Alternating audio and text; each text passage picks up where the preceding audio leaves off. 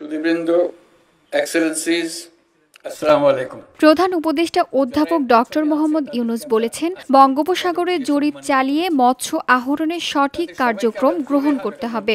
শ্রমিক নিয়োগ করি নাই, যেটা বানিয়ে নিয়ে আসতে হবে।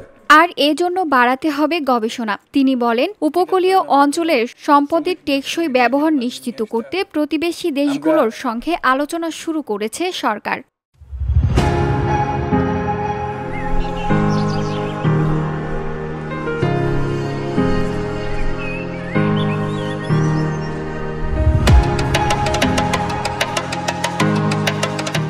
সামুদ্রিক মৎস্য সম্পদের বিপুল সম্ভাবনা আছে, কিন্তু আমরা তা এখনো পুরোপুরি আহরণ করতে পারিনি।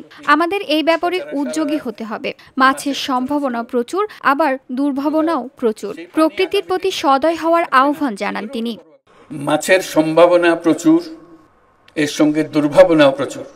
আমার কর্তব্য মনে করছি দুর্ভাবনার কথাটা মনে করিয়ে দেওয়ার জন্য, কারণ সবাই আমরা দায়ী, যে যেখানে আছি না কেন, ব্যক্তি হিসেবে, দায়িত্ব হিসেবে যাই পালন করি না কেন, আমরা এটাকে কিভাবে সম্মান জানাবো প্রতিদিনের ব্যাপারে সকালবেলায় উঠে প্রতিজ্ঞা নেওয়া।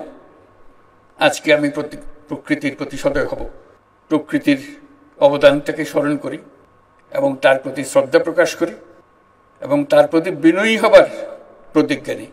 তা না হলে প্রকৃতি তার যত মহান দায়িত্ব তার আছে সেটাও পালন করতে পারবে না আমাদের অত্যাচারের কারণে।